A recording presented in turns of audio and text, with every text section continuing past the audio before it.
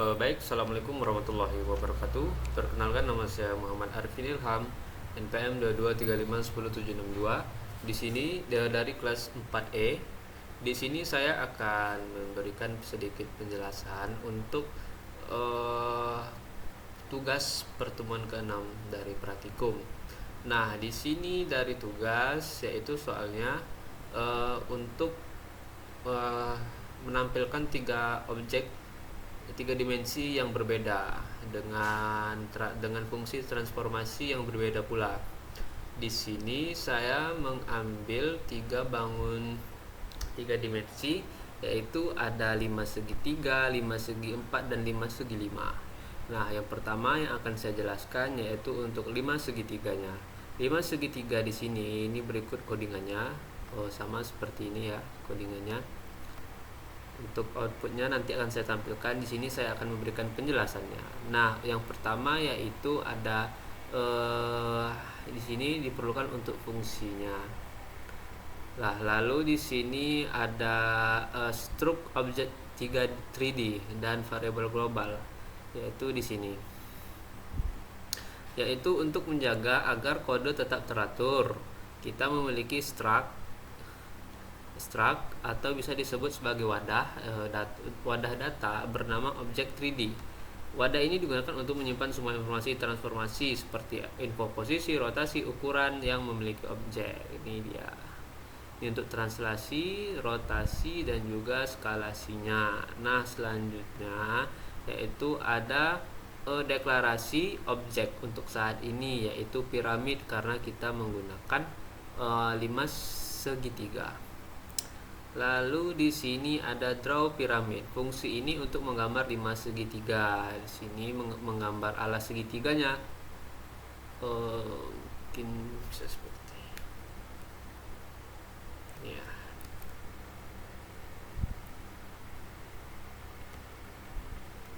Nah, oke. Nih, untuk puncak kiri depan dan puncak kiri kanan.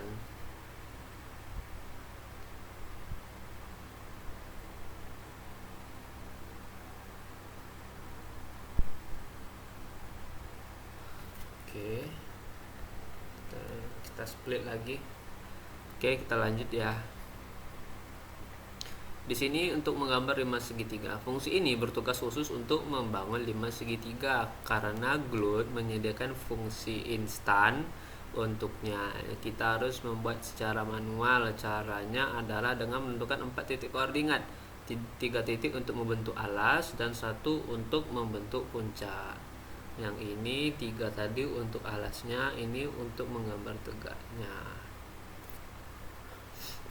Baik, selanjutnya ada fungsi init atau persiapan awal.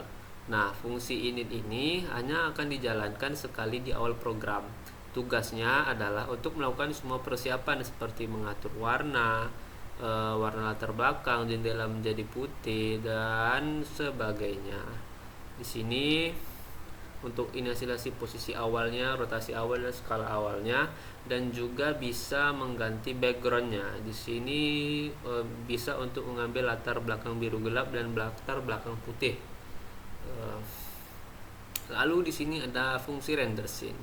Render scene ini proses menampilkan ke layar. Ini adalah fungsi inti yang bekerja setiap saat untuk menampilkan gambar ke layar. Setiap frame fungsinya akan membersihkan layar, mengatur posisi kamera, lalu mulai menggambar. Perintah GL plus matrix. Nah, simpan matriks ke transformasi, maka ini penting. Jadi di sini dia akan fungsi transformasinya.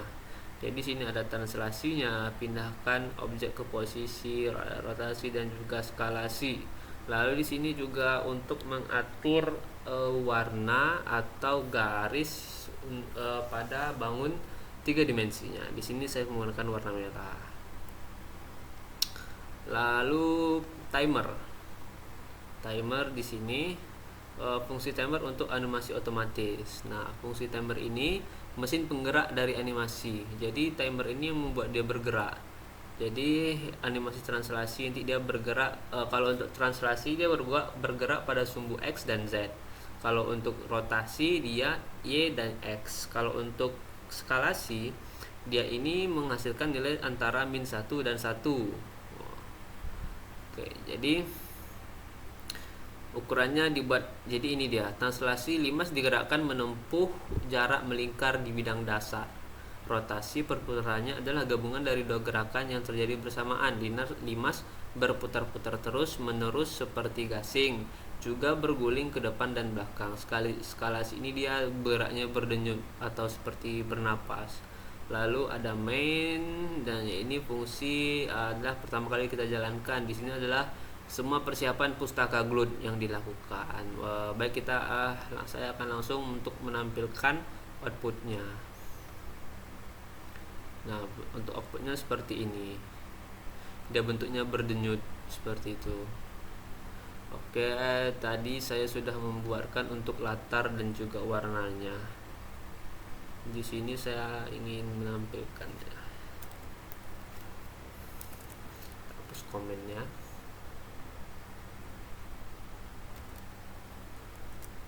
Oke, kita tampilkan dan akan seperti ini.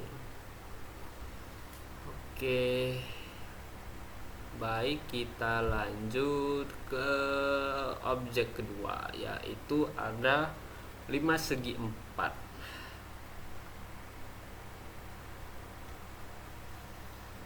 Sini sebelumnya saya ingin melakukan kerucut, tetapi dikarenakan ada kendala, saya memilih untuk mengganti menjadi 5 segi 4.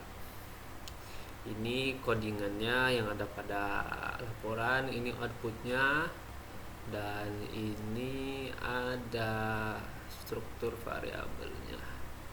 Oke, kita ini sama aja ya kayak yang di 5 segi 3 tadi. Untuk dan struktur 3D nya ya, ini untuk wadah menyimpan objek 3D tadi, kayak rotasi, translasi, dan skalasinya.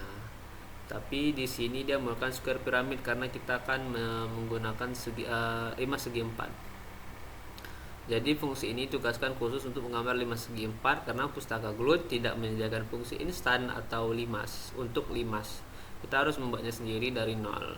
Di sini dia ada 5 titik koordinat, 4 untuk titik alas, 1 untuk titik puncak.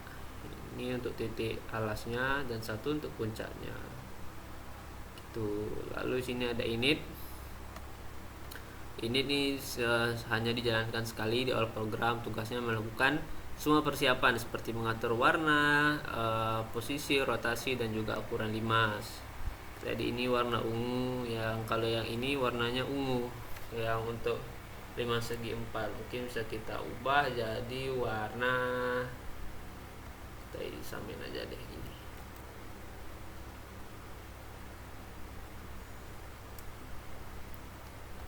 Saja. Kita ganti warna merah. Oke, lanjut, itu resize, ukuran. Ini timer yang untuk menggerakkannya. Ini animasi translasi bergerak dalam lingkaran melingkar di sumbu X dan Z. Untuk rotasi berada di objek limas ini tidak berputar secara terus-menerus, tapi ia mengayunkan ke depan dan ke belakang. Untuk sumbu X dan Z seperti mengangguk di atas ke bawah dia. Skalasi ukurannya ini dibuat seperti berdenyut lagi kayak limas, tapi ada sedikit perbedaan. Mungkin bisa kita coba untuk penerapannya. Nah, seperti ini.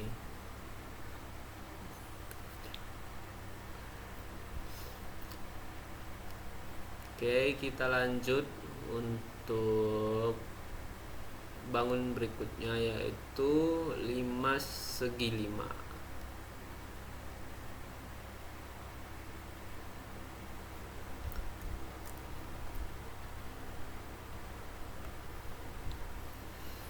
Segi 5 nih codingannya dalam laporan. Ini di outputnya nanti akan saya tampilkan. Ini penjelasan struk 3D nya sama kayak untuk menjadikan wadah untuk menampung semuanya, segala fungsinya. Ini pentagon piramid, karena di sini kita menggunakan 5 segi 5. Fungsi ini tugas khusus untuk menggambar 5 segi 5 karena ini bentuk yang rumit dan tidak disediakan oleh Gloot. Kita harus secara manual seperti itu. Ini persiapan awal saat program dimulai. Lalu render scene, program menampilkan ke layar. Ini jadi kita bisa ngubah warnanya kayak tadi juga ya. Di sini kita kembali ke sini. Jadi kita harus membuatnya secara manual. Caranya adalah dengan memakai perhitungan trigonometri, cos dan sin. Makanya di awal tadi kita ada mendefine nilai pi 3,14 sekian sekian sekian untuk trigonometrinya, yaitu karena di sini menggunakan cos dan sin di dalam sebuah for loop.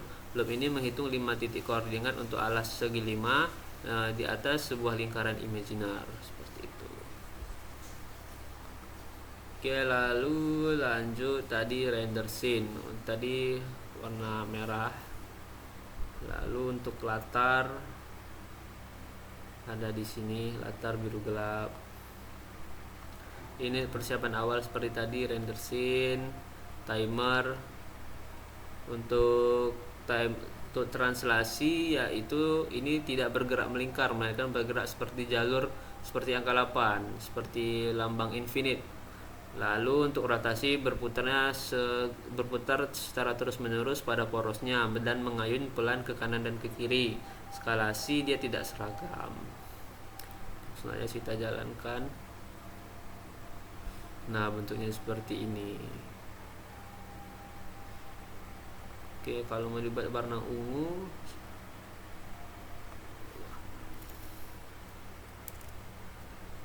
kita jalankan lagi. Oke. Warna hijau maksudnya.